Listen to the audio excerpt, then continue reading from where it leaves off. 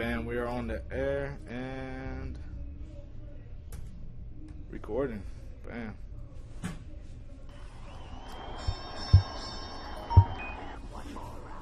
Hey guys, welcome back to another segment of that 6th Round podcast. I am your host, Kyle Everts, and to my left, I got your co-host, Evelyn Ramos. What's happening, everybody? Boom. That was really loud. Right? We got the Puerto Rican superstar over there in the corner. Say what's up to the people, bro. Hey, what's up, everybody? And And our very, very special guest today. Yep, we got UFC fighter, Brazilian Jiu-Jitsu world champion. We got Gilbert Burns in the building. How you doing, my friend? What's up, guys? Doing good. Thanks to be here so well. So my pleasure to be here with you guys. Oh, we appreciate you being here, man. That's, just taking your time out. Much love. Yeah, you just got back. Like, when you just got back with your match with Garry Tonon, right? Like, you said it was like a 9-hour trip. When'd you get in? Yeah, I got here Monday night and direct to training. Right back to the grind, right? Yeah. Nice. So, you fought it was Polaris 4, right? Yes, Polaris 4, super fight. We did the co-main event. The main event was Tereré against Vitor Shaolin. And so, fight was good. I get caught on a heel hook, but before that, we a couple of good things. I got his back. I take him down a couple of times, spare his guard. But on these kind of rules, we just gotta look for submission. So I tried to put a show, I tried to be aggressive, I tried to finish him, but I didn't have. It's not an excuse, but I didn't have so much time to prepare. I gotta handle my career like with MMA, BJJ, try to improve in every area, and the guys kind of like Curry just doing a lot of jiu-jitsu, a lot of super fights. So I think I did good, but I know I can do better. I know I'm still feeling like that I could do better. Nice. I mean, I know Garry Tonon's the BJJ prodigy that's coming up on the scenes right now. You are the real world champion, both no gi and gi, correct? It was like 2010, 11, and 13 or something like that. And he's not in the MMA yet. He's thought about transitioning over and whatnot, but you've made that transition. You're in the UFC right now. You're an up-and-coming rising star in the UFC.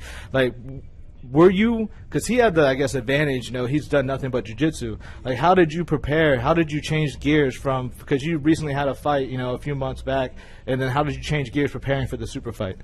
So, I kind of don't have a long time to do that. I just fought in Brazil, and then I still kind of be there to renew my visa.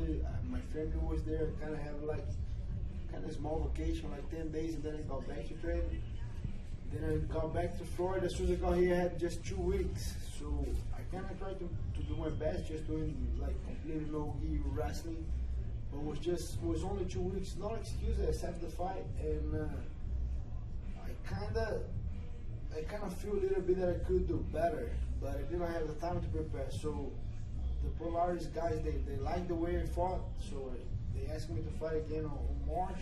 Nice. I'm looking forward to that. Nice, I'm looking forward to prepare better. I know. For sure. Even Garry Tonon, he's a very tough guy.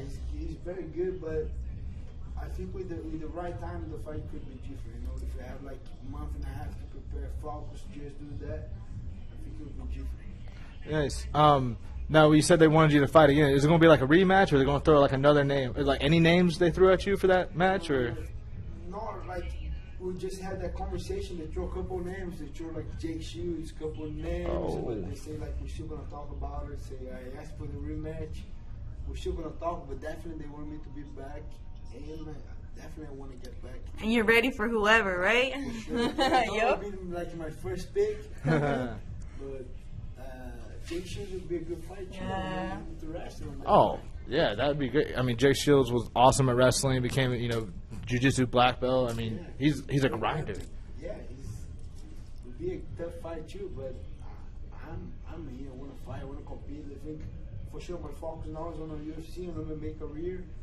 But I think all the competition outside of the UFC, I just can grow as a fighter.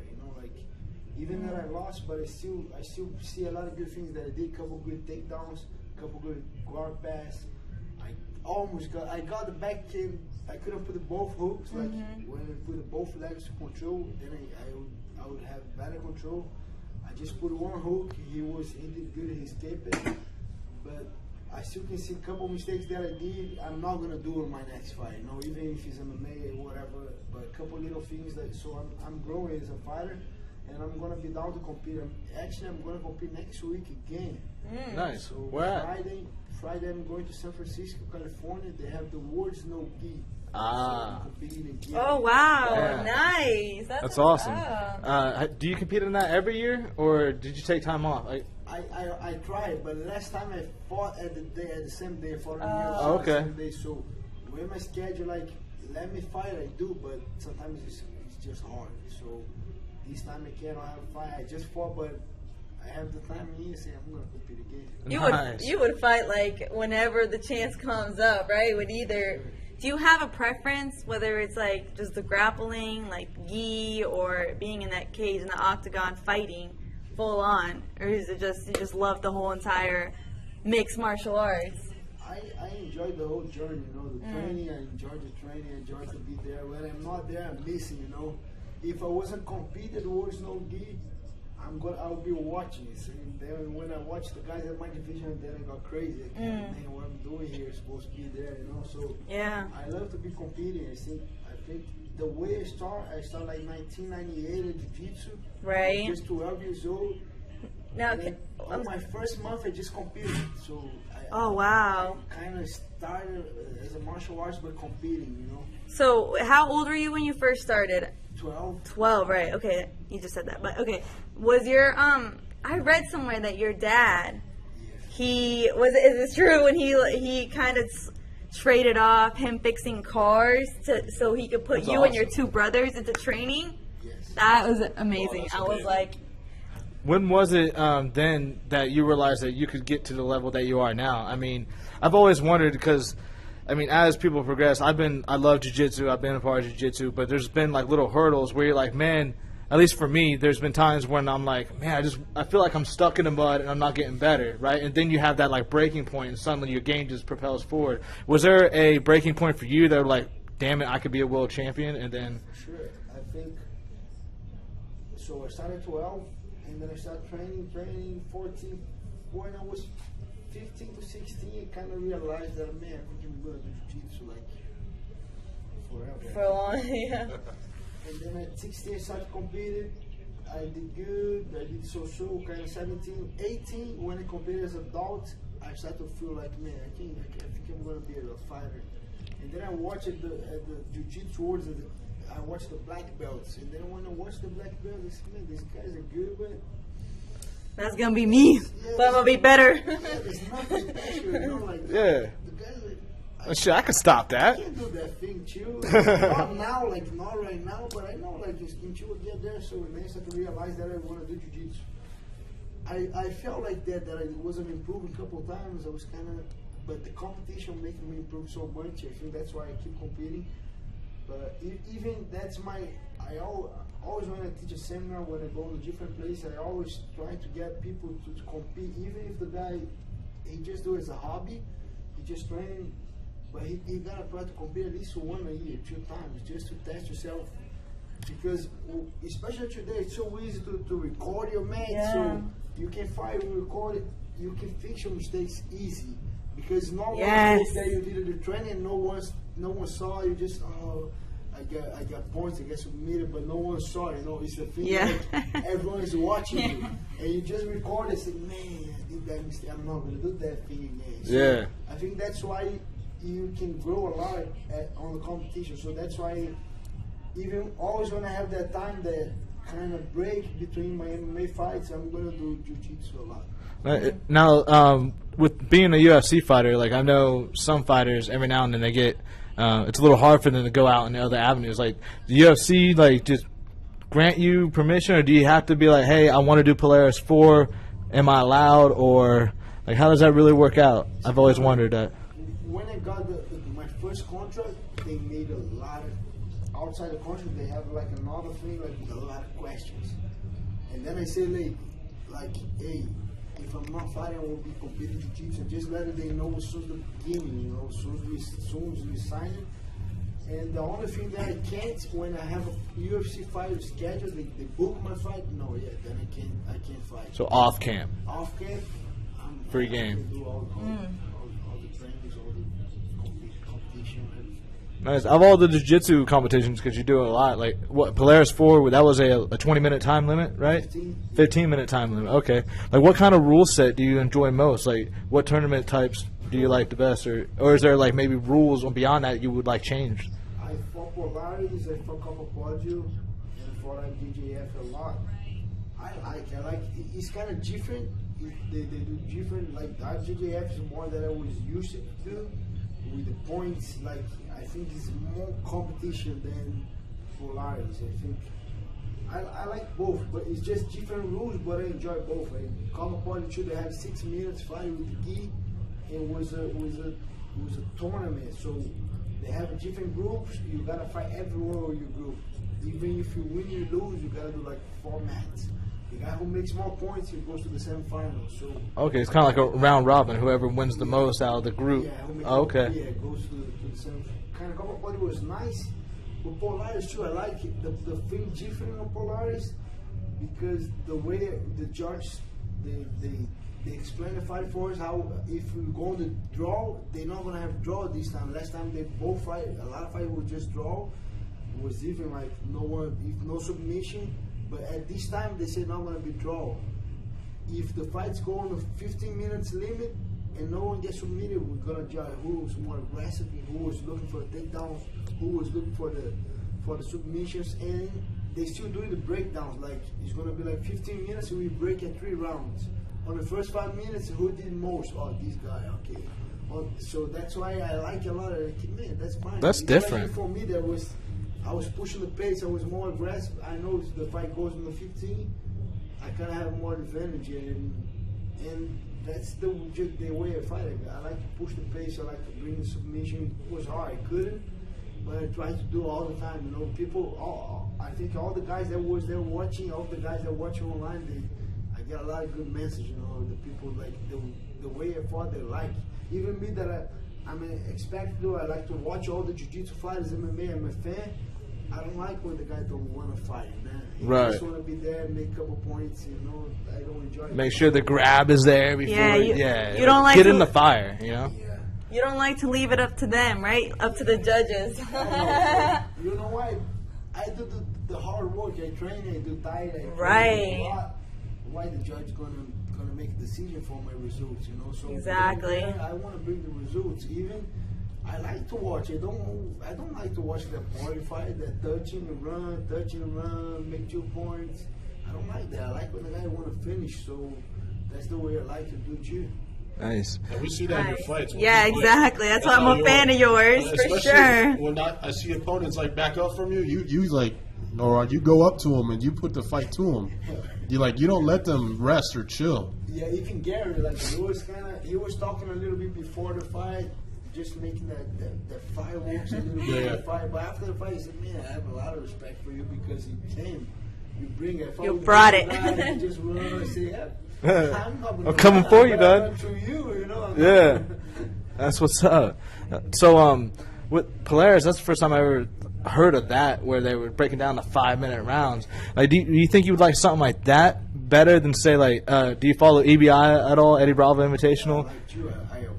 Do you like the way they have that after like the time limit? Like, who does not submit, you get the 3 overtime segments, and then if you don't get the submission, then it goes to who escaped the fastest. Like, would you like that better compared to like breaking it down? Like, and also, were you having your coach like, all right, first 5 minutes is up, so you know the next round during Polaris? Yeah, for sure. That was on my strategy when they explained the rules for me. I'm like, yeah, bro, it gotta be like at least you cannot push the pace for 5 minutes, but I want to be in control like. 3-4 minutes. 3 minutes and a half, 4 minutes, and then I can not stall, but kind of rest, get control for 1 minute, and then push again. So make sure I'm gonna win every single round. But EBI is different. I never fought the way I watch. I think it's nice too. Like if the fight, no one gets submitted, guy jump on your back, you go on his back. It's kind of nice. I like the action, especially for the fans, for the guys who is watching. It's nice. Very good rules. I'm down for it. Just get waiting for the invitation for sure. I'm gonna do it too.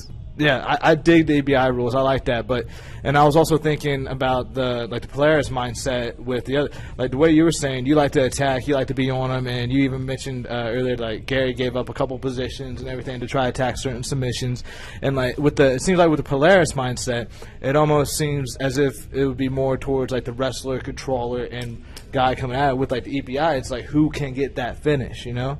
Like, is there like, well, I guess obviously you'd like to go at him hard, so you want the finish. But like thinking about it that way, like where would you rather? I mean, obviously, I guess you want to be with Polaris since you're fine. Would you want to try EBI, or like what do you like better? You think? Or can you? I gotta try EBI first. I feel you. Yeah. I'm down for it, so I never fought, but the way I watch both, I like both. Nice. I like Polaris a lot. It was a great show. EBI is kind of different. I heard they're going to have the slap. Oh, beginning of the year, yeah, palm strikes. Yeah. Like the pancrase all over again.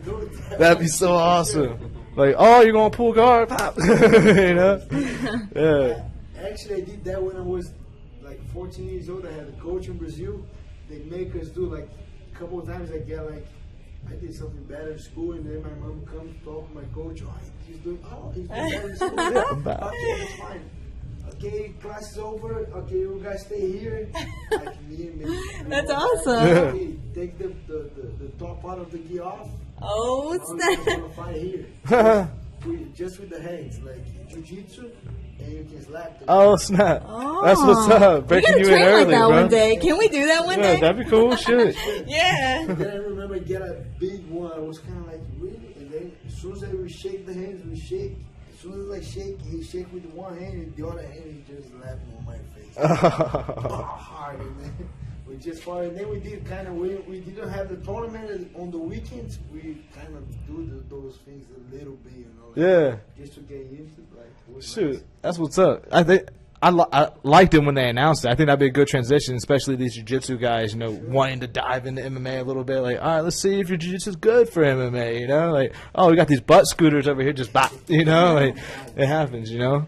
So, because Polaris is no-gi, like, and I know you're world champion in both. Like, what do you prefer more? Like, do you like to go the traditional route with the gi? You know, hold, you know, all those traditions, getting on the mat, you know, making sure you know everything's good, or do you like staying within like the MMA route and being like, I got to prepare without this thing? Right now, I have my focus more on MMA. But I always like to do gi and no gi. Like at the beginning, I did both. So I started with the gi. But then when I was a blue belt, I started to do both. A lot of no-gi. We had a lot of no-gi tournament. I was doing that thing at the gym, like sometimes training. Such a beast. I love it.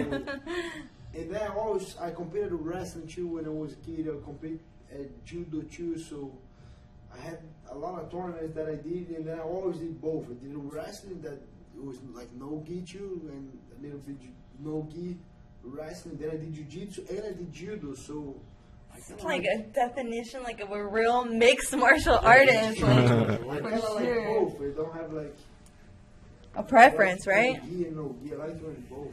A couple of people they how you like most, and then right now I'm doing more no gi because of MMA. Right, yeah, Before, it when I only was makes sense. competing, I was doing more gi, but I like both. Would you say your game's like totally different in one or the other? Like, do you use a lot more grips when you finally go over to gi and stuff, or? Yeah, like when I no gi, I just wrestle on the stands. When I have my gi, I do wrestling and judo more on the stands. Like, Okay. and for sure, when I have the grip, I'm gonna use, especially my bottom game. I do a lot of lapels, I do a lot of control. And with no gi is different. Like even the guys, a lot of guys they come to me and say, "Oh, you keep training with the gi for MMA." I say, "I train with the gi, but it's not for MMA. It's kind of like Yeah, you just do it because you. yeah, I do because I like, but like it's different jiu-jitsu. We have It one really jiu-jitsu is. with the gi. I have another jiu-jitsu that is no gi, and then we have another one that's with MMA. Yep. We To can read do it, your yeah. open guarded MMA. Yeah. I don't know. No De La Rivas here, son. No sparring guards. Yeah. Yep. Real quick. It's kind of different sport. Even when you do no gi and when you do like MMA Jiu-Jitsu is different. Like Absolutely. For sure, I think one's helping in order to prepare For sure. to get a feeling, but the technique's different. The way you fight is different. So I think you gotta. The way I see myself, I'm being like in martial arts that I can do gi, I can do no gi, I can do these rules, I can do the other rules. I can knock you out. Every single day. Yeah. Okay, I have a question for you. Leading up to whatever fight you're going to do, whether it's MMA, jiu-jitsu tournament, obviously besides training, is there anything else that you go through to prepare for a match or a fight? You know, because, for example, like me, before I fight or I go to a tournament, I like to meditate. Like, is there anything that you go through, like, to prepare for that match? Or you just, like, focus, stay on the gym and then the diet? Because I know you say you have a diet plan and all that. I gotta be on the diet like always to compete, because I think when I was 15, I started to do a lot of diets. I cut weight, go down, cut weight. So now my body holds a lot of water. So I kind of that guy that I gotta be training, gotta be doing something, otherwise I get big. And to prepare to a fight, I think I just do two things that helps me a lot to get prepared, to get my mindset right. I gotta be dieting and I gotta be on a good cardio. If my cardio is bad, I'm not that confident, you know. If I have fight coming up, first thing that I'm gonna do, I'm gonna start swimming, I'm gonna start to run, I'm gonna start to bike, I'm gonna start to get in shape. Nice, I like that. Gonna give me prepared. So I think the cardio is like first thing that you do to prepare. So if I have fun coming up, first thing I'm gonna start to run or swimming or even bicycle. I want to make sure I'll be in shape. Yes, for sure. And I know you've said before that the hardest part when it comes to a fight, it's not actually the fight, but it's the training, right? It's the preparation. A lot of guys like it. It's kind of caught. Everyone heard. Everyone wants to be a beast, but no one wants to train and put in the work and put in the work, right? Put in the work, but preparation is the most important. It's not will to fight for sure. Want to fight, you know? But I want to see when I get into that training camp, 2 months, hard diet.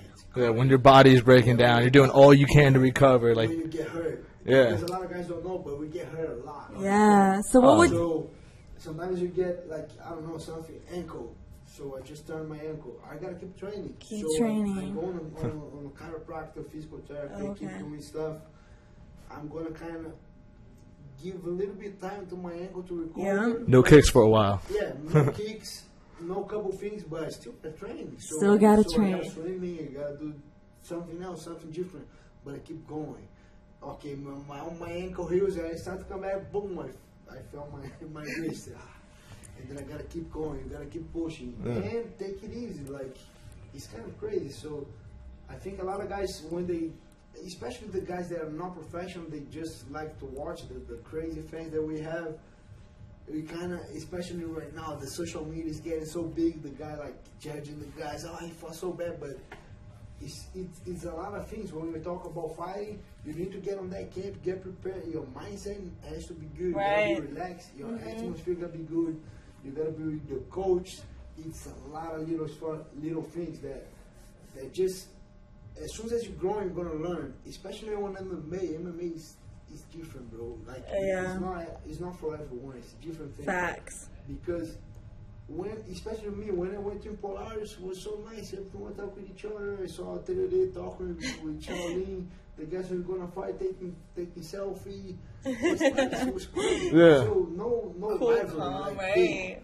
But then when you go to MMA, you go to the locker room. You get in the locker room. Just mean mugging. And the guy come on, you're having like an hour and a half. I said, okay, I'm gonna chill a little bit. Then I'm gonna change. And then the guy's already gone. He goes to the fight. After like 10 minutes, the guy is back, but like playing. Yeah. Me, then the other guy getting prepared, and then maybe that guy win or not. I don't know, but I be in the locker room like a couple of times. That guy just lost, man. But your mindset gotta be good. Right. Sure. You have that bad thoughts coming. Oh fuck, you're gonna be the next one, man. Yeah. You know, like, you get that bitch assness just kind of creeping in, you know. It's so true. It is. And no matter what, the bad thoughts gonna come in. If the thing that makes me kind of get get out of it, get ready, is when I know I have good cardio, I have good preparation, I have my coach with me, I'm confident, I know I can be the guy. So you gotta be positive, and then you gotta make your mind like block those little things, but that always come, especially in MMA, comes more. I think it's coming more than jiu-jitsu than the other fights. Yeah. Because just 15 minutes, you're not seeing the guys. Boom, you go to perform, you just walk in. Like sometimes it's quick. I remember like my debut in the UFC. They have 2 fights before my fight, and our fight was on Fight Pass, so we don't have right time. Because when it's on Fox on TV, you're gonna fight 10:30. You kind of know the right time. Even if the fight, So give or take a little bit, but it's then. Even if the fight's going first round, you're gonna fight 10:30. So you have the right time. So it's easy to get a good warm up. You kind of feel, but small shows, Nah. no. And when it's on Fight Pass, no.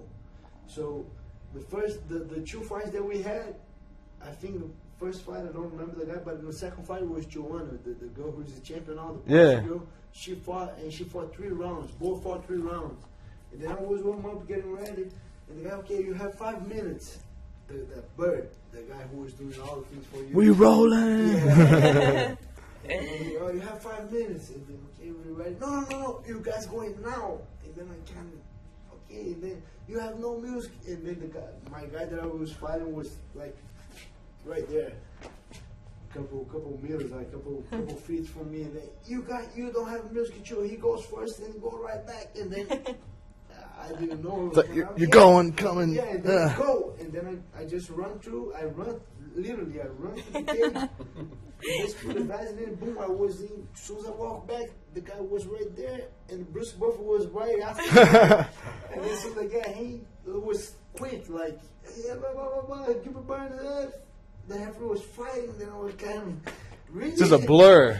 Like quick. Yeah. Like kind of the small shows.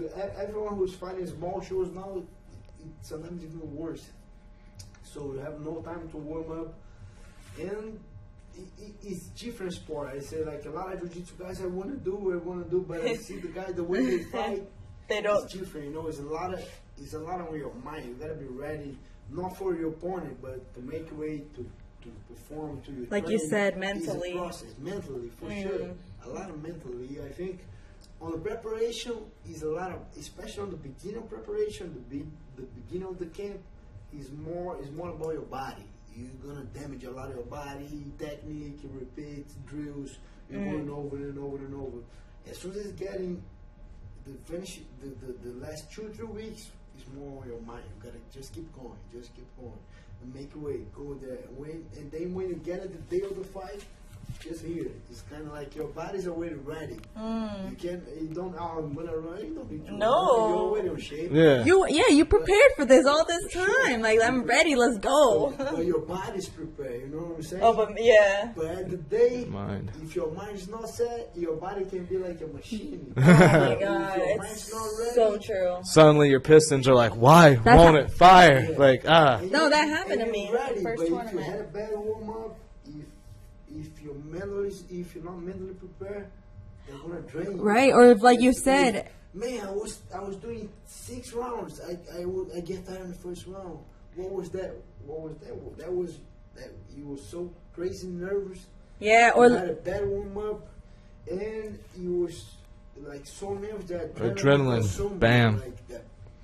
But I was in shape. Yeah, you were in shape.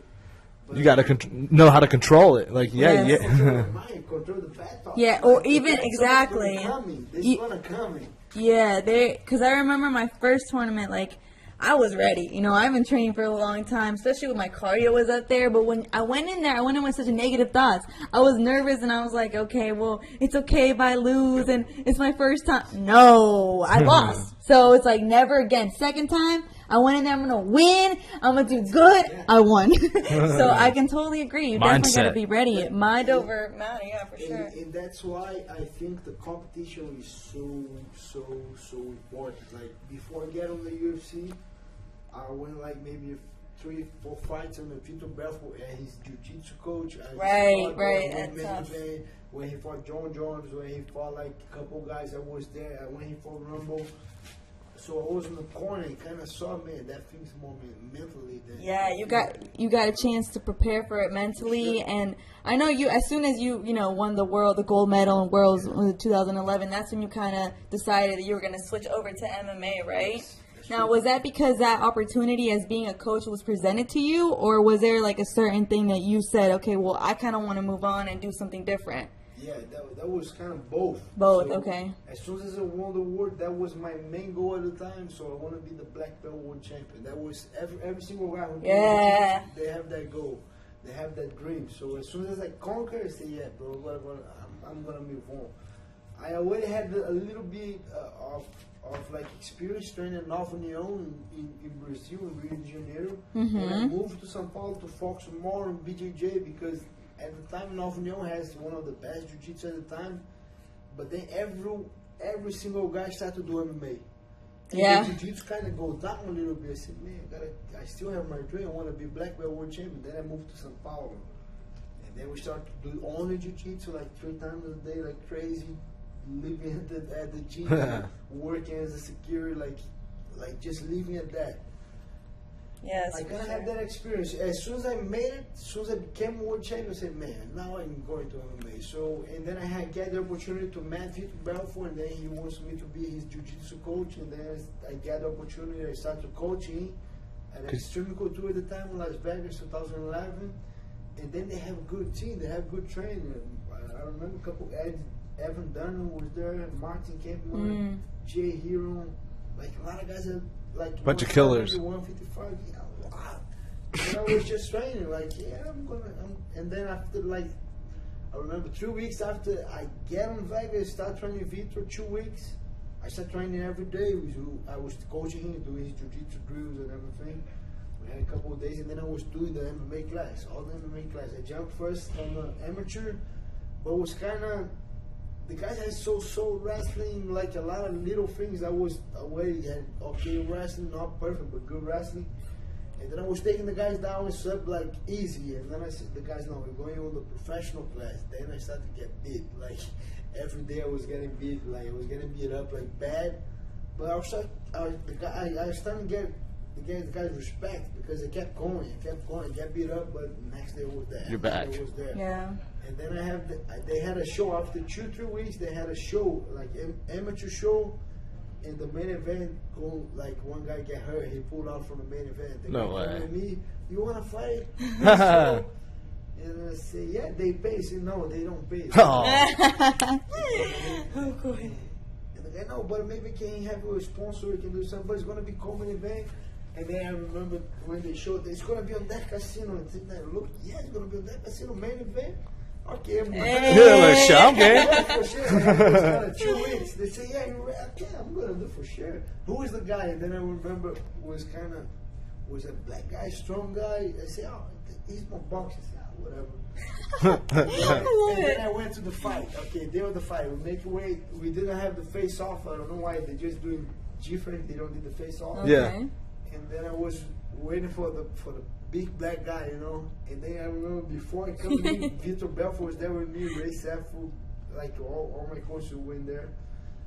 And I saw, I was doing warm up, and the guy come at me. I saw the guy stop. Something happened, but I'm gonna keep walking. Yeah. And the guys come at me, hey, just one thing, they change your opponent. But What? Don't worry, you're gonna do the same. I say, what? And I stopped, like, I'm gonna do the same.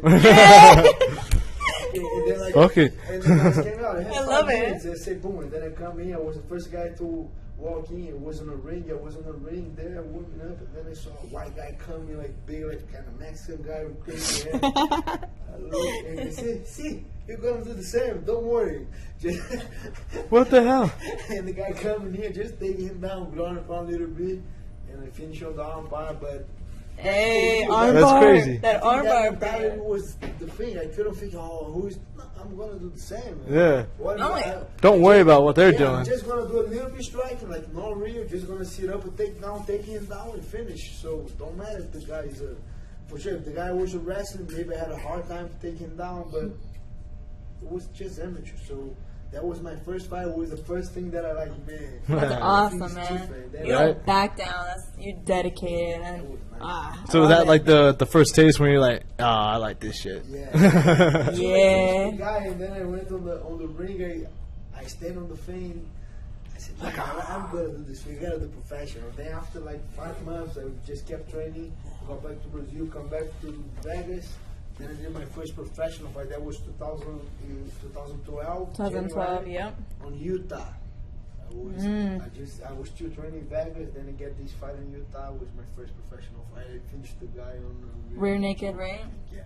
Nice. Do you have a favorite submission? I mean, I know you would go with these arm bars and stuff, but do you have a favorite? You like we go back to like, man, whatever finishes them. I always looking for take the back. Oh, okay, nice. Arm bars. Arm bars. Arm bar from the back, set up. Bar, yeah. So if you cannot have the rear neck choke, we're going to arm bar. Nice. I don't like so much leg locks. I do. I kind of. Oh, Even to he- defend it, I gotta. Like I my gotta guy go. right here. Leg lock is He's the opposite. Yes, he loves these leg Well, locks. I just started off as a guard guy. I followed Eddie Bravo for a while, but then I just went into leg locks, and I love leg He's locks. really good at them. I kind of know how to do. I gotta even to defend myself. I gotta learn. For sure. I actually have a couple finishes, not a lot, but I have a couple finishes on the heel hook, straight leg lock, straight like foot lock.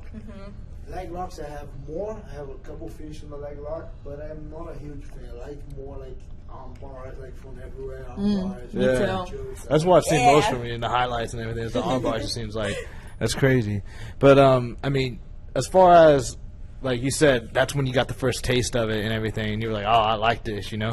Like, was there a moment at any time when you were like, "What the hell did I just sign up for?" Or like, "What the fuck was that?" He said, yeah, for sure. I'll be lying if I say no, because even that on the amateur fight and the first professional fight, man, I was main event on the amateur fight, so I was in the crazy locker room with a lot of guys doing crazy, a lot of amateur guys trying to be professional, a lot of guys they don't know what they're doing, like they're going crazy, a lot of guys coming with a broken nose, with bleeding like crazy. Like broke arms, and then I was in the locker room. Man, what am I doing? What am I getting into? And then as soon as I was picking up, like, oh, you're gonna fight soon, blah blah blah. I started to warm up. I gotta clean, like, I gotta clean all my thoughts. Like all- flip a switch. Yeah. Okay, now I'm gonna fight, and then you gotta have that swing. I think that's if a couple guys don't have that click. Okay, now I'm gonna fight. And focus on your preparation, on your warm up. It's gonna be hard to be an MMA fighter, but if you can have like that change. No, I'm gonna focus. Even like I can bring my things to my personal life. I'm very emotional, but I can switch like fast. I remember like we were moving, crazy thing, but we were moving for apartment, and then we have all the wood from the bed. I have a couple of friends helping me out, and then the wood was kind of up. The wood supposed to be on the floor, but was up on the wall. And then I have a 3-year-old son. He was playing with that things, and then he touched the wood. The wood's kind of coming down, and he started to run, but he run and he come right on his head, like. Oh. And then I just heard it. And then he wasn't crying yet. He was kind of. Trying to catch his breath. Couldn't believe what happened. And then I talked to my wife. If something happened with Pedro, just take a look. And then I saw it was nothing. I said, but I heard, I said, man, something happened. Then Pedro, and then he would stop crying, and then he come at me, Daddy. When I put a hand on his head, it was as soon as I put it in my hand, it was a lot of blood on my hand. Like, Oh man. Oh shit.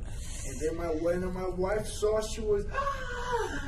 I probably would have fainted. And then my son saw his mom doing like. Oh, and so then he started freaked out. crying. And then when he started saying, "Hey, I gotta have that click, the same click that I have," like. Fighting, I yeah. wanna cry to you. Oh That was my yeah. first feeling, but now Yeah. now I gotta be a dad. Now I gotta take it easy. And as soon as it changes, I say, no, take it easy. Come here with that. Nothing happened. Like, well, this shit happens. And then I look at his head, and it had a big cut. Like, besides, like, when I say that's nothing, that's easy. You relax.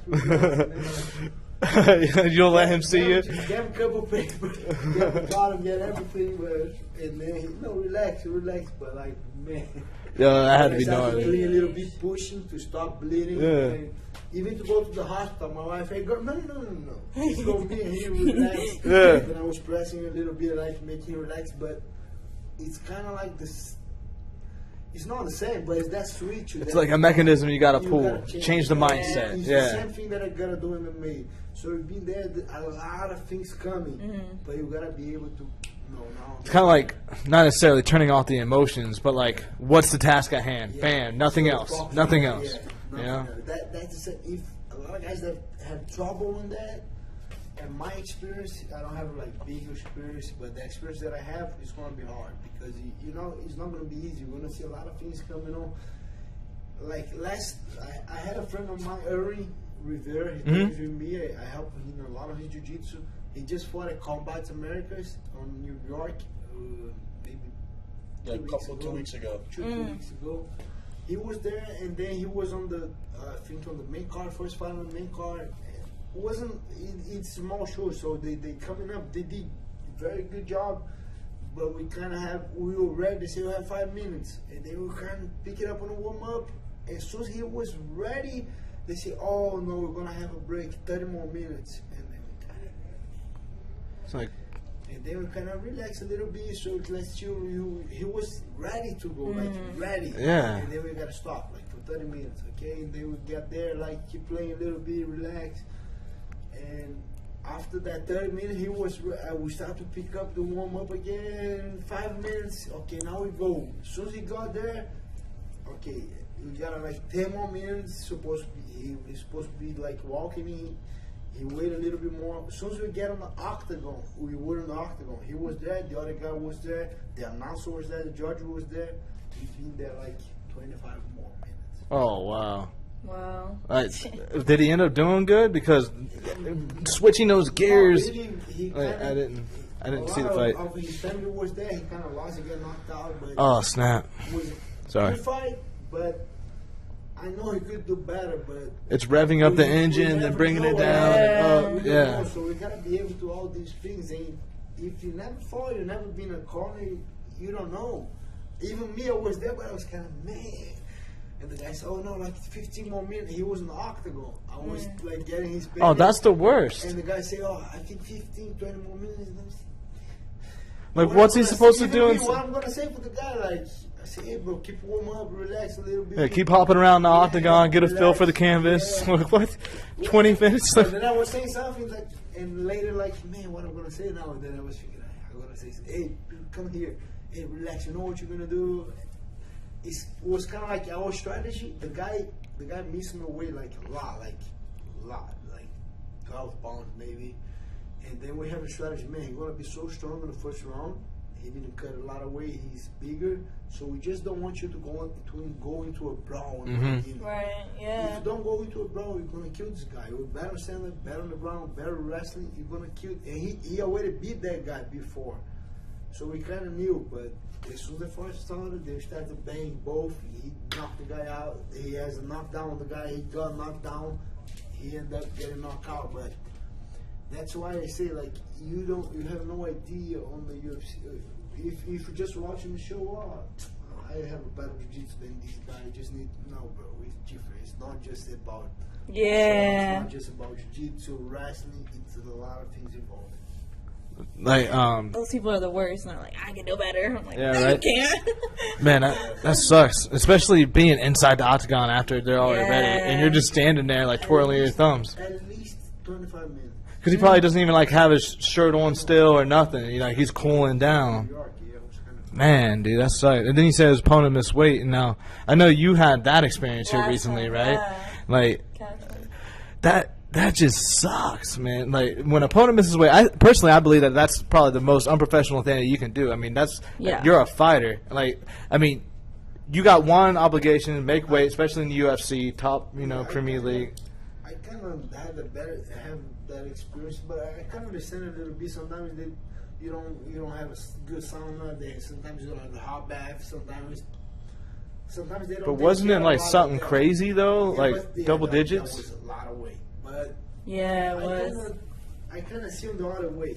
I don't see them the way. I see like you have like maybe 2 months. Sometimes you don't have a lot of time, but sometimes you have 6 weeks.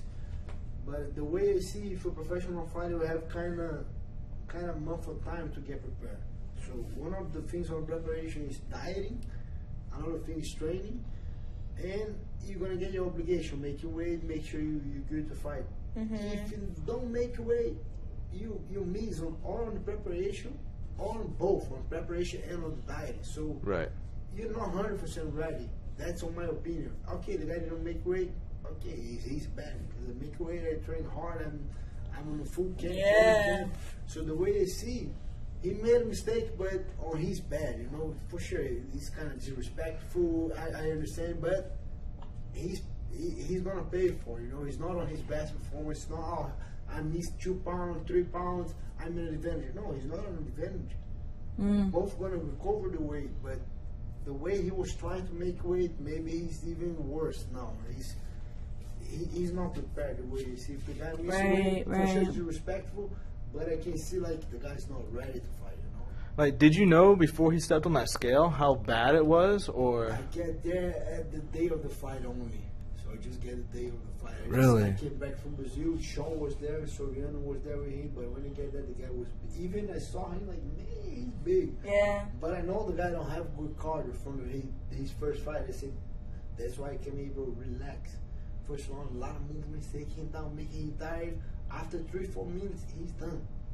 Then you're gonna dominate the guy. But I think he got too emotional with that. Things get ready. Weight, come back there, and he started to grow the guy, but it was a good experience. He just learned about it. He said, yeah, bro, I got a lot of bad thoughts. I got a little bit emotional. My family was there. I want to fight. And then that thing makes me wait so much time. So I just try to bring the fight, you know. But Yeah. he got to learn from that. For sure. Sure. For sure. I mean, you were an Ultimate Fighter, like you mentioned earlier, as far as a coach, anyways, with Vitor Belfort. Like, experiences as far as that, like, did he you were, like, under his wing pretty much, right? And, like, he kind of just showed you the ropes. Like, what's, like, some of the biggest, not necessarily from him, but, like, lessons that you've learned to try to help your UFC career with all your other people that you came in? You get what I'm saying? Yeah, for sure. I think as soon as I started in May, I've been around a lot of good guys. Like at the first was Vitor Belfort. His coach at the time, his red coach was Ray Safo. And I have a lot of UFC guys around. So Yeah, you that did. brings me confidence. Like grapple jiu-jitsu guys, finish the jiu-jitsu, finish the UFC guys, the top high level guys. And then when we moved here to Florida, it was kind of like. It was even better because as soon as I moved here, we have Tyron Spong, Henry Hoof. At the time, I have Overeem. We have a lot of top guys, a lot of top fighters. And I think it was always good to be around these kind of high level guys. Eddie Alves, Absolutely. JC Cavalcante, so Michael Johnson, Anthony Johnson. So a lot of guys that I was just getting the experience. I was just training the guy. I had my fight coming up, but I saw this guy that kind of guy has a big fight coming up, like Eddie Alvarez. He had the fight against Michael Chandler for the rematch, 2013. And then I was watching his preparation, was helping his preparation. So it's kind of you can see a couple things that people do that's not good, that's not gonna help, and then you can see the guy like humble coming every day, asking, coming, getting to like train hard. I think those little things help me a lot. Another thing that helped me a lot too was that I was coaching at the Ultimate Fighter Brazil, the first season. Right. Yeah, that was a good preparation. That was when I just realized that I think I just had two fights at the time, but I saw the guys warming up to go into the fight, and then I was kind of that thing that you said. Oh yeah, I don't know. My first lose, second lose, that's my first time. Yeah. I see a couple guys walking in with them. I don't know. I'm here on the TV. I'm already an Ultimate Fighter. Yeah, and then I saw a couple guys. I watched a couple guys fight, and like, man, he's already lost. Like before he walked in. Yeah. And then that's the way I kind of figure out a little bit that How to mentally prepare. I'm mentally prepared. Like Yeah. even more than physically prepared. That fight with Garry Tonon was one thing because I have 2 weeks to train hard to this fight. 2 weeks. Because I fought in Brazil MMA. I was kind of 2 weeks. I had like way ahead. I had prepared a vacation with my family there, my parents there, my wife, my kids were there too. So we had 2 weeks vacation, and then we kind of go into the place like the Key West, kind of like that place in Rio. Yeah. So I had no training. I was there kind of like 10 days. Enjoying life. Relaxing. Relaxing, and then when I come back, I said, "Man, got a 2 weeks." So I kind of pushed that 2 weeks hard. For But sure. it was just I was mentally prepared, but physically I wasn't prepared for that fight. I was prepared. I did jiu-jitsu my whole life, but I wasn't in good shape for this fight. But mentally, I said, man, I can't beat this guy. I was that was the opposite. I was mentally prepared, but physically, Yeah, you gotta be. I think he can do 15 minutes. I don't know how, but that's why I'm going. Glad it's not the 20. Just mentally, like I'm going. I don't care. I'm going to push the pace. I'm going to be aggressive. I'm not going to change my style. Maybe at the end, I'm not going to have so much gas, but I'm going to push. So I think that experience kind of helped a lot to have good mentality. The observation, right? Just being around that environment. Now, I have one question. As far as your legacy, like, where do you see yourself, like, at the end of your career? Do you have a specific goal that you want to accomplish? For sure, I want to have that belt. I want to have the UFC For belt. sure. That's the thing that keep driving me, like, to all my goals, to all the competition. For sure, I want to be a world no-gi champion next weekend. But my main goal is the UFC. The thing that I'm doing now is to help my UFC career. And Nice. I just see like stopping like when I have that belt. As soon as I have that belt, like when I see myself, that's my goal that drives me, like to be training every day, hustling, training, going, wrestling, jiu-jitsu. For sure, I have a lot of small goals on the way. For sure, I still want to be competing jiu-jitsu, fight for life, fight EBI, fight IBJJF. For sure, I still want to fight and compete and get better. But that's the main. Yeah, what drives me is every day to train. Sometimes, especially my kids, they don't let me sleep like nothing. Yeah. But I still want to train wrestling today, and then I'm like, man. But as soon as I wake up, I was kind of tired. And I work, man, like 8:45. Time to get it going. Yeah. The thing that drives me to go is when I say, hey, bro, I want to be the champion. So Let me get up. the last breathe, like, Yeah. Let's Breathe go. it Let's out. do that's it. the thing that drives me, like every day to keep evolving, keep pushing myself. I think that's my ultimate goal. My main goal is to have the ultimate belt, and I know it's hard. I know it's not going to be easy. No, it's not. I have a lot of up and downs on the way, but I kind of have couples away to have my first 2 losses, and I kind of learn. It's kind of like I kind of know why I lose, how I lose. You learn from to it. get better. I can see. I will watch the fight a couple times, and I am my worst critical. Like I see. Word. All the little things, different little angles. Yeah, like, Oh. man. We've all been there. I kind of like go crazy with me. Even when I lost to Garry, I was talking to my wife like, man, I deserve to lose. I just had 2 weeks. I deserve that loss. And then she, no, but we did have some. And I know I could win, but at the time I know I could do better on my preparation. Yeah. But I'm kind of like, yeah, man, I do deserve to lose. So not I deserve, but I still like. I kind of know the guy trained harder than me. For sure. For this tournament, and then I kind of push a lot of myself, and then I'm very critical, and then I just wanted to get better. Like every single day, and that goes as soon as I have that goal that I know I can accomplish, I'm gonna keep pushing myself. Word. Now, one more question for me, real quick. I'm sorry. Back to UFC and in your MMA career, I know you've said in the past that you kind of want to go into the octagon with guys who, I guess we'll quote them BJJ guys, Brazilian Jiu-Jitsu guys. Is there a specific fighter or fighters that you would like to fight that fit under that category, Brazilian Jiu-Jitsu guys like yourself? For sure. Like, I think that was gonna be a good fight, good high-paced fight, good exchange. I think I still have a couple guys that I have nothing against the guy, but for sure. But yeah, no, I'm still big fan for a lot of guys. I like to watch the guys fighting, but I have like Joey Lauzon. It's one guy that I think will be a great match. Maybe both are gonna walk out with a bonus. I think. Another guy is Jim Miller. I always watching the guy. As soon as I was just jiu-jitsu, I watched the guy. Said, man, the guy is a good jiu-jitsu. Yeah. He's nothing against like putting him down. No, I like the guy. I think the guy's great. So I want to fight this guy. Right. I have a couple guys that I want to fight. Anthony Pettis, I think he has great jiu-jitsu too. Before when Ben Henderson was on the UFC, I almost fought Ben Henderson one time at ADCC, the last ADCC 2015. I won my match. And I was just waiting for his match. If he won, I got Benson Henderson the next one, but he kind of lost for the Russian guy.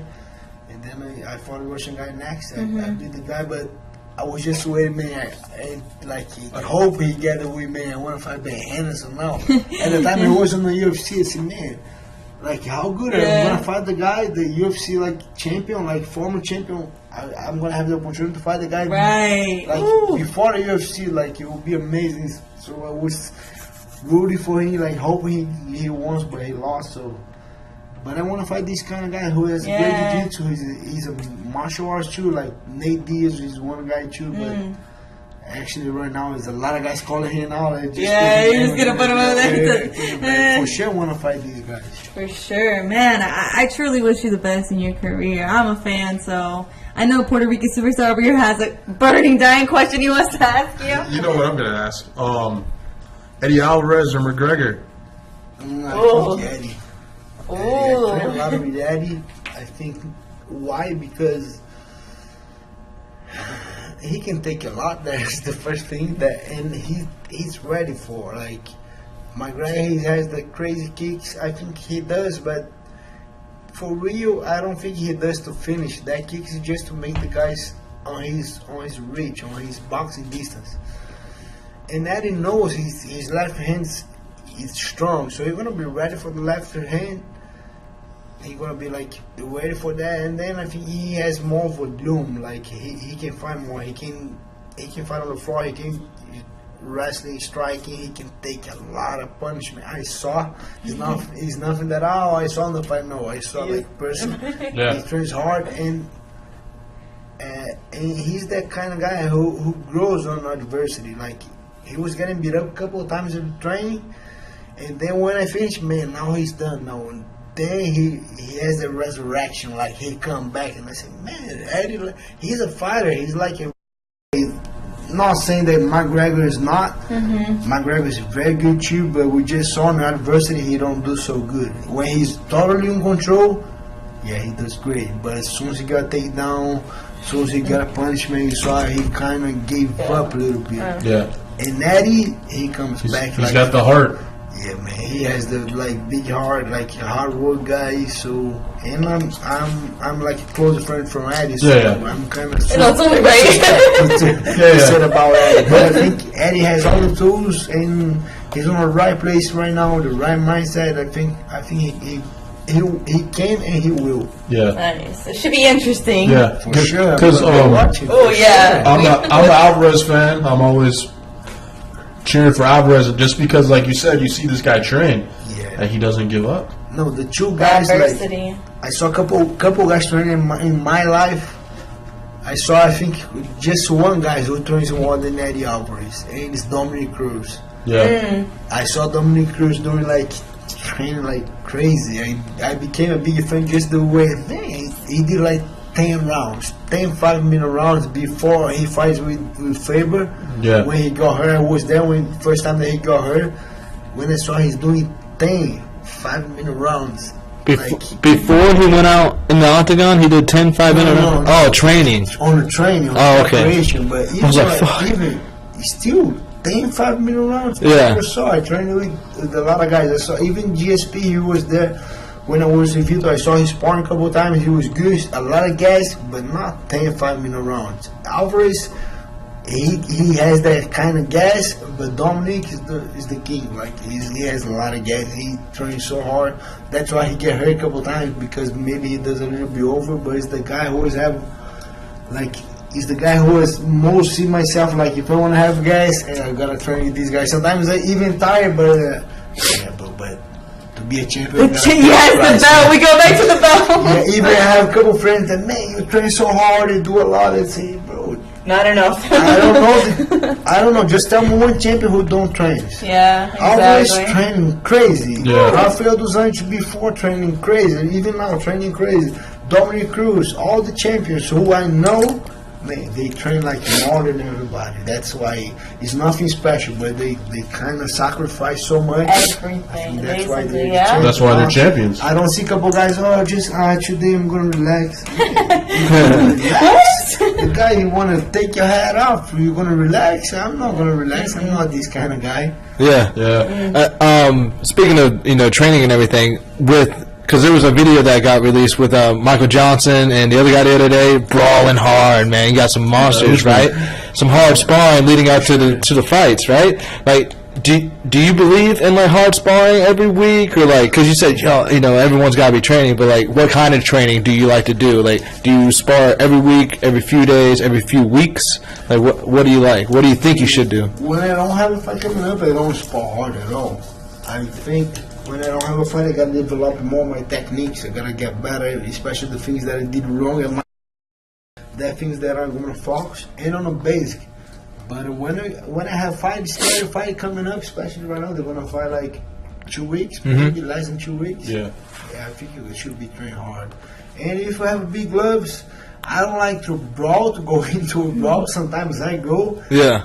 But I think the way they're doing now with the big gloves, with good protection, I don't agree 100%. I think they still don't need to brawl like that, to go crazy like that. But I believe in push hard on the train.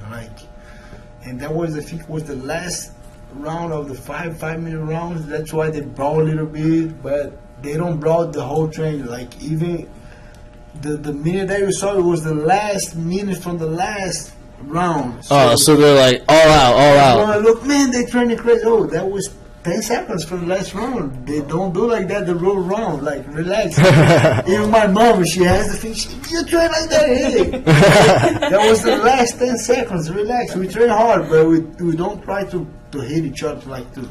I don't try to kill yourself. Yeah, we don't try to kill each other. No, we try to make each other better. And that's sport that we do. Like, sometimes to make the guy better, you gotta hit hard on the face. Yeah. I mean, I was curious because you got some fighters that are out there. I guess now Robbie Lawler now spars, but leading up to him getting his title, the word was out that he didn't really spar. Donald Cerrone now is coming out saying that he doesn't spar anymore. He's all about mitt work, staying in shape, staying mentally ready, like you were saying earlier. So, I mean, with you, so you're basically saying just like the last few weeks, that's when you really like sparring and you're more like technical and stuff? Or I like to spar, but I don't believe if you're out of shape, you be sparring. I think that's kind of dumb. Right. But if you're in a good shape, like I'm coming back now, maybe I'm gonna fight next week. I'll be back next week. I'm gonna spar, but not crazy, not hard. I'm just gonna get a distance in technique. Maybe 3 more weeks, I'm gonna go back to spar because I'm gonna be looking for a fight. But I think it's the way you spar. Like if you, it's kind of like martial arts, kind of jiu-jitsu. If I go too open, I'm gonna get cut. So same thing on MMA. You're gonna be smart. You're gonna be trained. You're gonna spar. But you're just gonna you gotta think about your technique. You gotta think about your combos. You gotta think about MMA. You gotta think about transition. It's not a fight.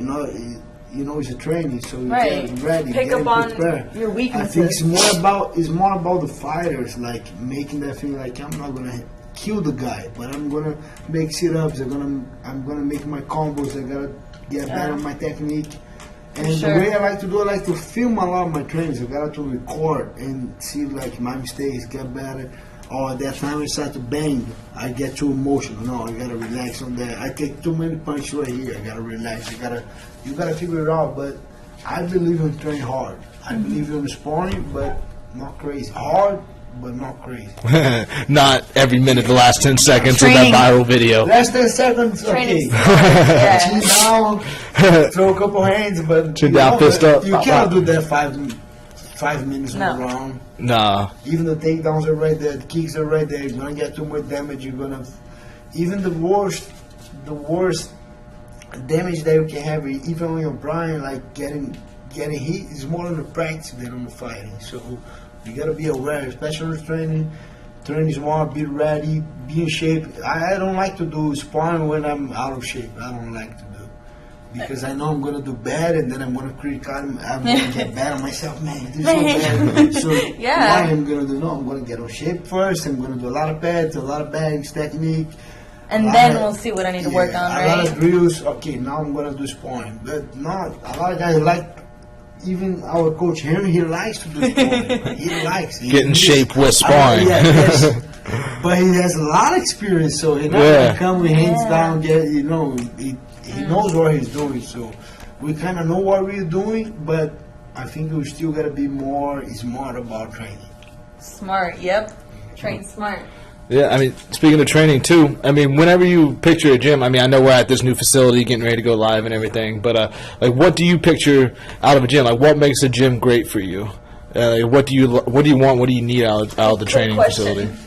I think to have a good gym, here on Combat Club, you're gonna have like everything you need. You have octagon, you have ring, so especially the way we fight, the way we compete, we need to have good mats. We need to have a cage because we fight on the cage. We need to have a ring, even to learn all the angles. It's good to have a ring to get all the steps, get good and get the feeling to be training there.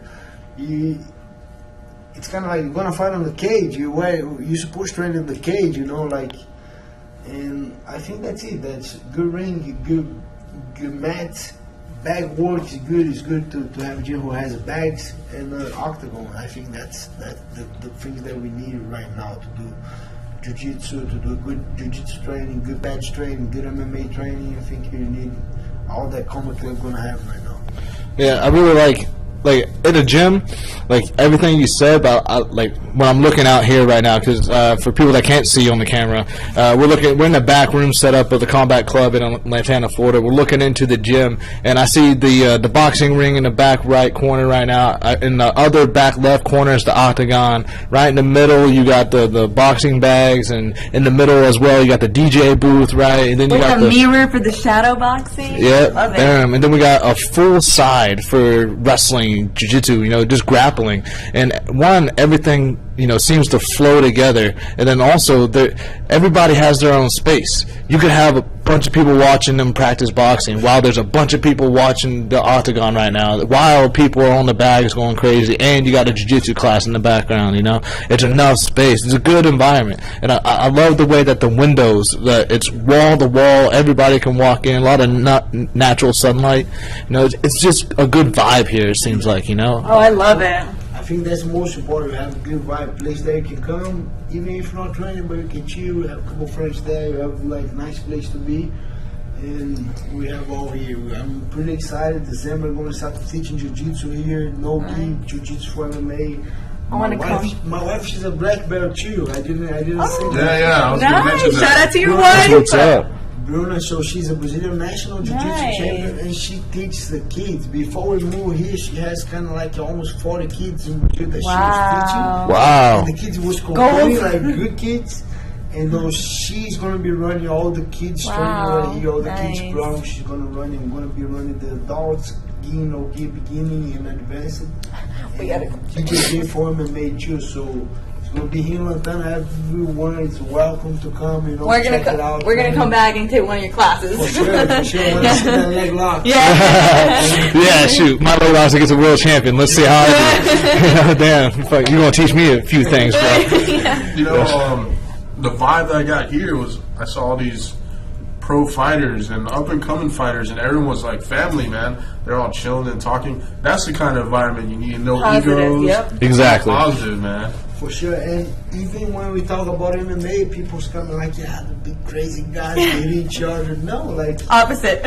they see like that. No, the guys training Sweet. crazy. Yeah, no. But we come here with regular guys. We just couple guys fight on the street. We just fight It's on lifestyle. the Yeah. we get paid for that. So you're gonna be ready. So we just help each other to get better. It's a martial arts. The way I see it, you see a lot of respect before the match. Like as soon as we go there. So it's our work. So even in my work, I try to be the best. I try to help. I try to be. Even when I don't have fight, I come. I want to be a good training partner too.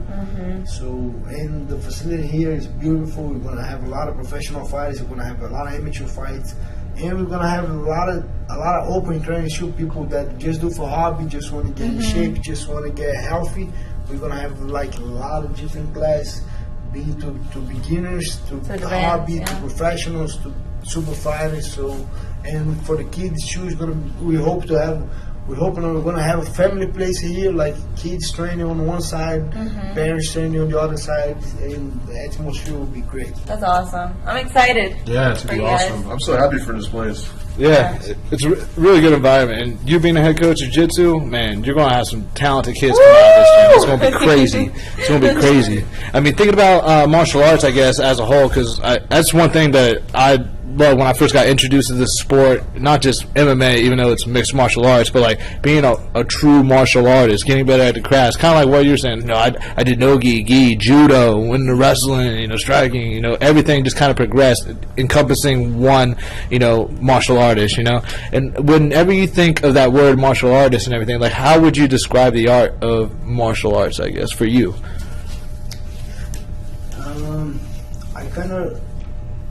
I kind of learn a little bit. It's a process. I just grow like that, like training, competing, being at the gym. So thank God that I have good coach, good professors on my journey, and I have good atmosphere. I think that's to be real. I have two brothers, old and young brother, but we just grow up more at the gym. It's Then natural, at home, right? We just have home school, but a lot of jiu-jitsu, a lot of tournaments. So we kind of, even my personality, I think it go more in jiu-jitsu. Like a lot of personal things I learned at the gym, a lot of little things I learned with professors, like a lot of how to respect, how to fight. Sometimes I lost. I hate to lose. I don't like, but I still gotta be there. I still, take my time. So if you know how to win, you gotta know how to lose. And there's a couple things you're just gonna learn in martial arts: how to respect, how to. It's kind of like how to be served. You gotta serve the guy sometimes. You gotta be the hey coach. I want you to clean the match. We're gonna say no to your coach. You gotta. Okay. Okay.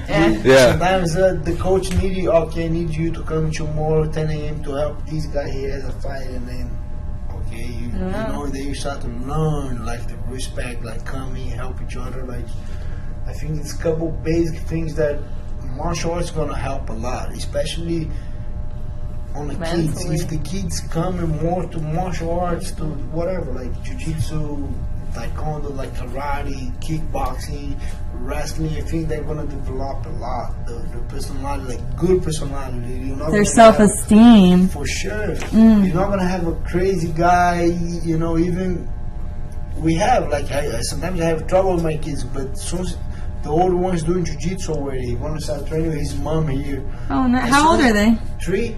Oh, yeah. Wow. As soon as they start training, you can feel a little bit of the difference because I want these, and the coach look at him, no, sit down, Okay. and then you start to respect different people. That is not just his parents. So Word. it's super important, even to self-discipline, to the kids know how to deal with the other kids and be respectful, Right, being able to interact How to have with good people. character. Good character. And Yeah. interaction, like socially, Some kids grow up and they're like they don't know how to play with other kids. This is going to help them, in that as well. Self-confidence, Yeah. And at the same time, they're learning sport, so it's beautiful. I think the martial arts, Self-defense. every little person, every little kid, they should be doing, Like if you're parents, the advice that I do, put your kids to do martial arts, not just school, not just iPad, not just take the iPad out, put him to do martial arts, and you gonna see the difference. And self-defense, right? Let's get him in there. Just try out. Yeah, get a tryout 1 week free. Like that. Take that deal. That 1 week free. You're gonna love. They're gonna love it. 1 week pass, all the classes. Sign up now. Combat Club opening soon. Man, thank you, Yeah. Gilbert Burns, for Yeah, well, being here with I know us. you're a good teacher. Like I was telling Kyle earlier, the first time I met you was 6 months ago, and I saw you on the mats, and I saw you do a sweep on someone. Oh And yeah. I said, that's really cool. And then you showed me how to do it. Yeah. You didn't know. I don't know. Jacko? Yeah. Nice. That's And then I what's started talking to you. Yeah. That's cool, man. So, It was a sweep from the bottom. You were in side control, and then you took his back. Nice. Yeah. Yeah. so what's next for you? Coming up, Gilbert. Next weekend, the World's No Gi, Okay. and I'm already in contact with the UFC. Looking forward to fight. I asked to fight December 30 to the Ronda Rousey card, Oh, okay. Ooh. but they didn't reply yet, so I don't think so. So I kind of. Fingers crossed. Yeah, still waiting, but I don't think so. Otherwise, I knew we were waiting. So Right. Okay. True. So you got.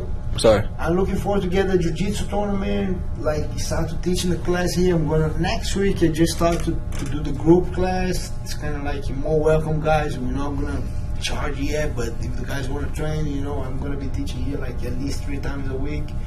I still have my couple seminars to do, but my main focus is gonna be here for sure. I'm gonna keep training MMA, keep improve.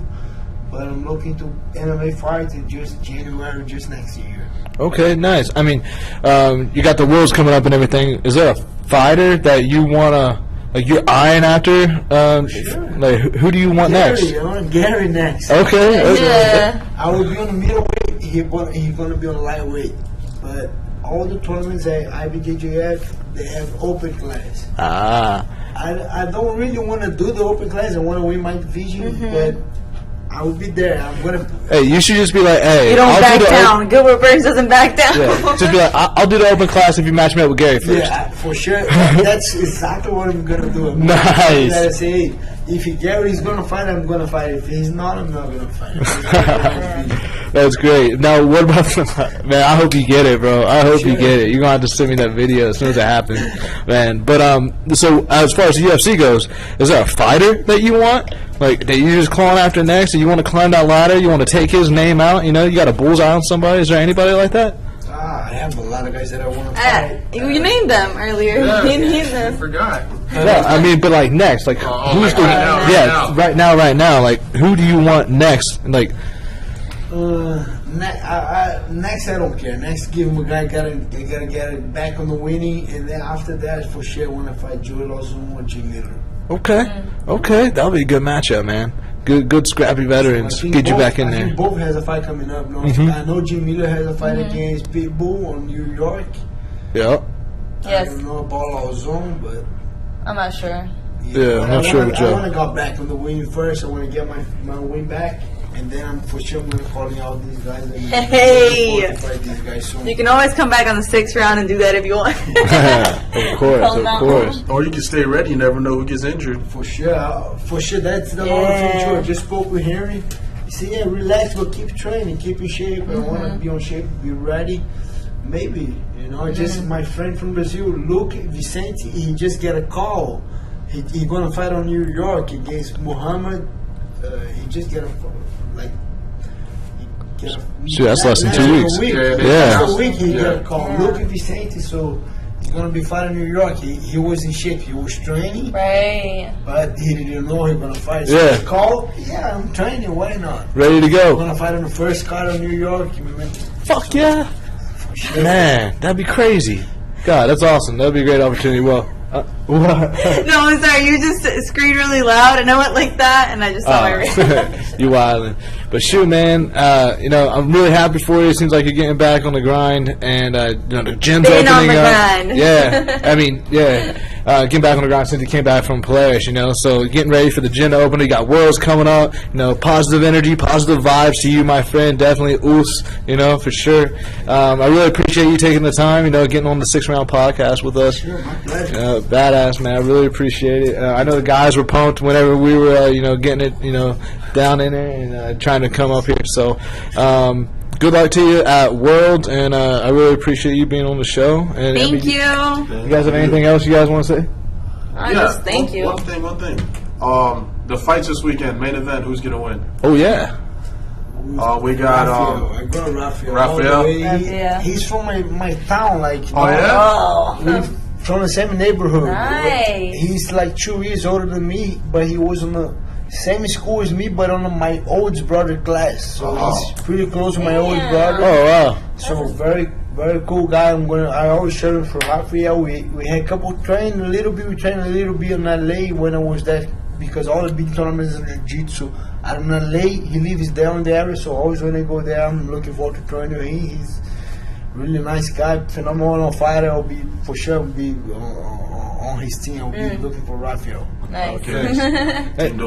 But he's a good fighter. I like Tony Ferguson too. He's the guy that I always looking to watch. I like his fights. He's the guy who brings the fight, stand up, good ground. So it's gonna be a good fight. Go with Rafael, but I'm looking forward to watch these fights. It's gonna be a crazy fight, crazy card, a lot of good fights. I'm gonna be watching for sure. It's definitely not going to be an easy fight for either one of those guys. For sure. It's gonna be a war. It's I'm looking forward to a 4 or 5 rounds of war for sure. I mean, I think we're going to see some crazy shit. For sure. That high pace that Rafael can do, and then the crazy shit that Tony Ferguson has been trying to pull off here lately. Maybe a fight of the year for sure. I'm looking forward to that fight. Yeah. I think if you break down a little bit, you can see Ferguson with a little bit advantage on the floor. Like he has more submission skills. Rafael has more control, damage, ground and pound on the floor. So, but on top, like Tony Ferguson moves a lot. He's kind of have the weird game: elbows, knees, kicks, a lot of movements, change stand. Crazy inverted, Crazy, like he does that jumping takedown. He defends that takedown super well, like the crazy thing. And Rafael just put a lot of pressure. Like he has real knockout power, hard kicks, flying knees, so good takedowns, good control, good jiu-jitsu. He's a world champion on the purple belt. That's why he did that transition before. A lot of the guys don't know about Dos Anjos, but Dos Anjos had that train too, black belt world champion. But as soon as he's won purple belt, he already moved to MMA. Oh, okay. Like Aldo did the same. Aldo had that train too. As soon as he won a purple, as soon as he won a brown, he was done too. Now MMA. A lot of guys did that transition. Yeah. I kind of wait a little bit to the black belt, but I remember Jose Aldo did before and Dos Anjos too, but they both legitimate world champion jiu-jitsu. Yeah, that's what's up. That's crazy. So you saw him growing up all around you. I trained a lot with Aldo, a lot. He had, I don't know right now, but he has at the time he had the great jiu-jitsu. He beat Ruben Charles, Cobrinha. He beat like Bruno Frazaro. He beat a lot of good guys. Like I saw. I was there. Training, he was beating me all the training. Like great jiu-jitsu. Jose Aldo has. I don't know right now if he's still doing a lot, but he has great jiu-jitsu. That's I don't what's know up. if he's focused so much right now. If he's trying to develop a lot of his stand-up, but he has great jiu-jitsu. Both those languages too. So how do you see this going down? I mean, you said war, but do you see Dos Anjos getting a submission finish, or getting clipped, or decision? I think we're gonna have like TKO from Rafael, like maybe 4. Yeah, I think late rounds. But I don't see a finish like a submission. If someone gets submission, I think it would be Tony Ferguson. But I don't Catching him something crazy or something? Yeah, that crazy Out of nowhere. Anaconda. But I don't think so, because Rafael is training with the Brazilian Jiu-Jitsu. He's a silver medalist now in the world's Edwin and Jimmy. Okay. And this guy Edwin, he does a lot of darts, choking Anaconda from everywhere too. That's why Rafael brought him for. And he's look like Tony Ferguson. He's lanky and tall everything. guy, like big range. But so I don't think he's gonna finish Dos Anjos. But I don't see Dos Anjos finishing Ferguson also. I think it's gonna be maybe. I think Rafael has good ground and pound, like solid. I think he can finish on the ground and pound. That's what's up. Yeah, like Shit. I think we're gonna have a war like before it finishes. Yeah. I'm looking forward to this fight. Yeah, shit, yeah. It's gonna be a badass fight. Seeing RDA, you know, come back. See, you think we'll get maybe a title shot next after that? If they finish the way I can see, I think so, but it depends. I don't know. Conor. Oh yeah. You know, that's all on Conor now. So that's another thing that I hope Eddie beat him, and then okay, we're gonna have a rematch, Eddie and on the other side we still have Khabib. So Oh, this yeah. is kind of crazy. And the Khabib with Michael Johnson. Then we have Nate Diaz. Nate Diaz still having the call right now. If he calls someone out, they're gonna give to Nate. Yeah. Yeah. So I don't know, bro. We have Khabib and Michael Johnson. Think about it. No one said that, but if Michael Johnson finish Khabib, Michael Johnson the next one, he jumps. He's Yeah, the he next jumps. one. He jumps. If Khabib Yeah. finish Michael, Khabib is the next one. Man. If Eddie finish Conor, that's a different story. If Conor finish Eddie, that's changes. You know, so we have like this fight against Eddie Alvarez and Conor McGregor that we don't know what's gonna do, how it's gonna be. Khabib and Michael Johnson, Rafael dos Anjos and Tony Ferguson, and we still have like Nate Diaz didn't fight yet.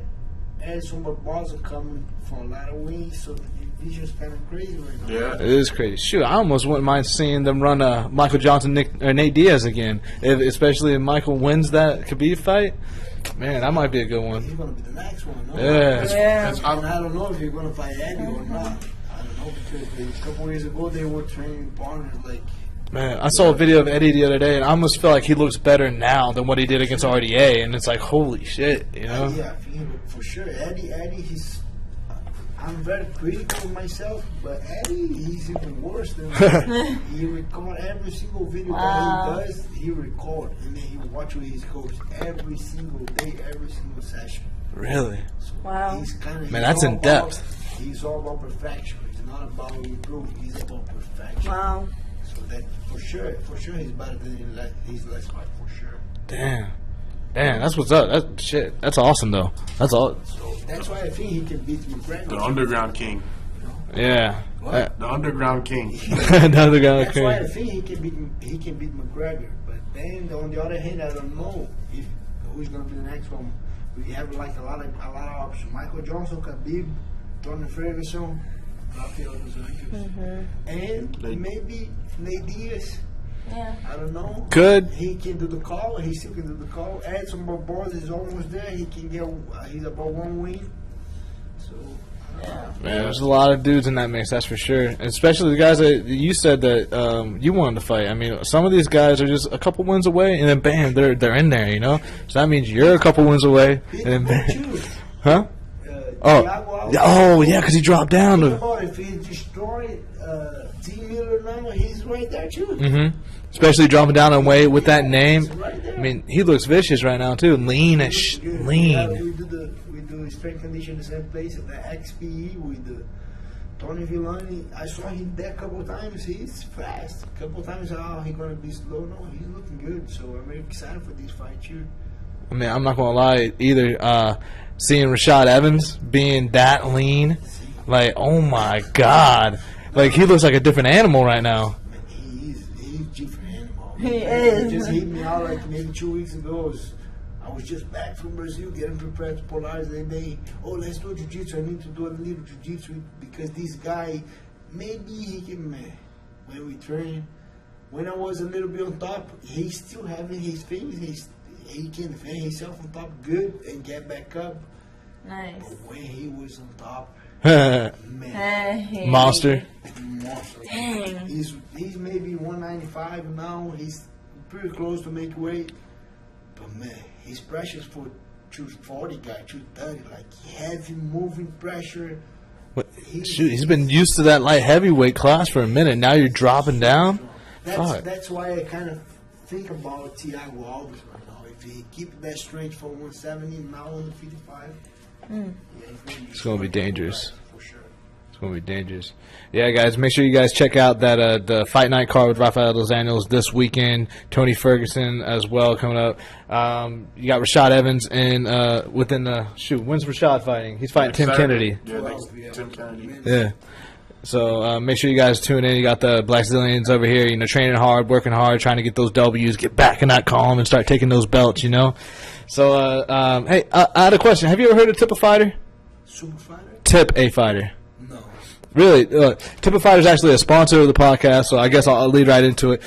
Tip a Fighter provides a whole new platform for both fans and fighters. It's basically a place that fans can interact with the fighters, right? And also, if fans like the performance that their fighters made, like say they made $1,000 on a bet, hey, here's $20, tipping you, get it for it. Also, like they have a lot of projects where like the highest tipper gets a signed gloves or signed, short stuff. It's just a nice way that fans can connect more with the fighters and also take a little bit of pressure off the fighters as far as financials go and help, because they have less stress, they get to train better and therefore better performance for the fans, and that's just a way for the fans to show some appreciation.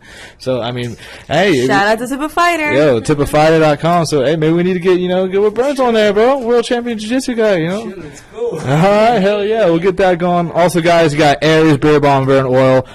You get that coupon code 50% off. Make sure you look G-Cool as fuck. Hey, look Swift for the beard on the Instagram account. So check out code KEvers. Make sure you dial that in. 15% off Aries.com. But yeah, Gilbert, I really appreciate it, my brother. I hope we get to do this again, man. Awesome podcast. One more thing. What's good? Anyone you want to shout out, Gilbert? Yeah, you got any sponsors? Anybody you want to? I have a sponsor, Tatami. It's Fight to Wear Jiu-Jitsu. We're gonna have a couple of these gis right here. We just talking about having my signature gear. Oh, okay. Oh, nice. Hey, I want one. Yeah, man. I actually wear those gis. Yeah, Yeah. it's nice. It's pretty cool. And then just shout out all of the guys. We have a club coming here, coming up soon. Jiu-jitsu class, no-gi class, kickboxing class. We're gonna have conditioning training. So you guys more than welcome. We're gonna be pretty close to do the open. So we're gonna be open pretty soon. But all the jiu-jitsu lovers, you guys do jiu-jitsu, do no-gi next week. You're gonna start to teaching right here. You guys more than welcome. No Thank charge yet. Yet. So Yet. you guys have Yeah, we're gonna take advantage of that. I'm gonna be teaching like at least 3 times a week. The guys just to know the place, start to come in here. I still gotta be in shape.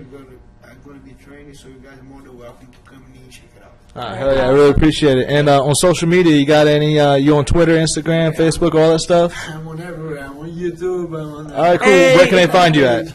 Gilbert Burns on all the social medias. Just Twitter is Gilbert Durinho is my nickname. Durino Durinho on Twitter, and on Instagram I use a lot of Instagram. It's easy. Gilbert underscore Burns.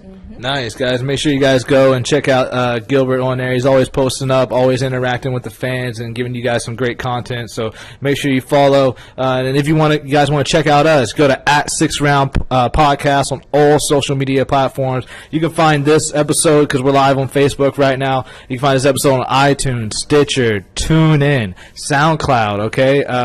Yeah, we're going to be posting up on YouTube. Yeah. So we're going to be all over the place. No excuse. Exactly. Yeah, so you guys better be tuning in and checking it out, all right? Like, subscribe, share with your friends, tune in, get on the fun, give us some comments. Hey, if you guys have a certain person you want to get on the show, holler at them, we'll get a petition, all right?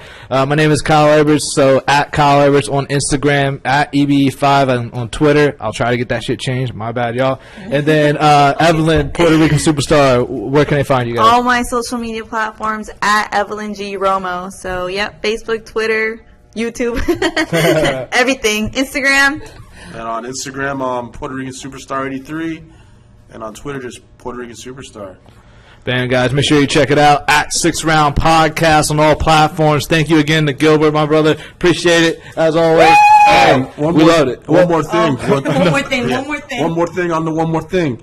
When we get information on the schedules and stuff, we'll post it on the 6round podcast so you guys can visit the gym. Yeah, most definitely. We'll get this place popping for you. But really appreciate it, Gilbert.